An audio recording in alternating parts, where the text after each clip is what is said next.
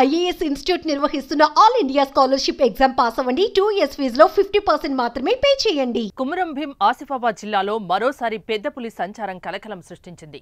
కాగజ్నగర్ మండలం గన్నారం సమీపంలోని ఒక యువతిపై పులి దాడి చేసింది. ఈ దాడిలో ఆ యువతి అక్కడికక్కడే మృతి చెందింది. ఇక పులి దాడి చేయడంతో స్థానికులు తీవ్ర భయాందోళనకు గురవుతున్నారు. మృతురాలు మోర్లే లక్ష్మిగా గుర్తించారు. ఎప్పటిలాగానే పొలంలో పత్తి తీయడానికి లక్ష్మి ఉదయం వెళ్లింది. ఆ సమయంలోనే ఆమెపై పులి దాడి చేసినట్లు తెలుస్తోంది. లక్ష్మిపై పులి దాడి చేసే సమయంలో మరికొంతమంది కూలీలు కూడా అక్కడే ఉన్నారు. పులిని చూసిన వారు పెద్దగా కేకలు వేయడంతో వారి అరుపులకు పులి పక్కనే ఉన్న అటవీ ప్రాంతానికి పారిపోయింది. అయితే పులి దాడిలో అప్పటికే లక్ష్మి మృత్యువాత పడింది. దీంతో ఆగ్రహం వ్యక్తం చేసిన లక్ష్మి కుటుంబ సభ్యులు, గ్రామస్తులు మృతదేహంతో కాగజ్నగర్ అటవీ కార్యాలయం ముందు ధర్నా చేపట్టారు.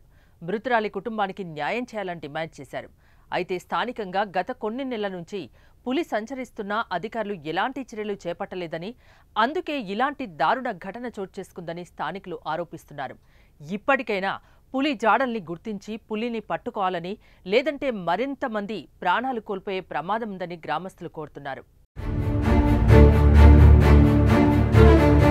మరోవైపు నిర్మల్ జిల్లా ఖానాపూర్ ప్రాంతంలో పెద్ద పులి సంచారం స్థానికంగా కలకలం రేపుతోంది.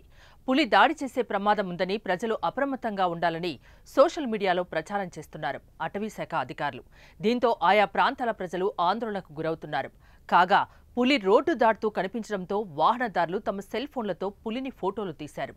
ఈ క్రమంలో అటవీశాఖ అధికారులు దిమ్మదుర్తి, సూర్జాపూర్, మస్కాపూర్, ఎగ్బల్పూర్ గ్రామాల ప్రజల్ని అప్రమత్తం ఈ క్రమంలో అటవీశాఖ అధికారులు దిమ్మదుర్తి, సూర్జాపూర్, మస్కాపూర్, ఎగ్బాల్పూర్ గ్రామాల ప్రజల్ని అప్రమత్తం చేశారు.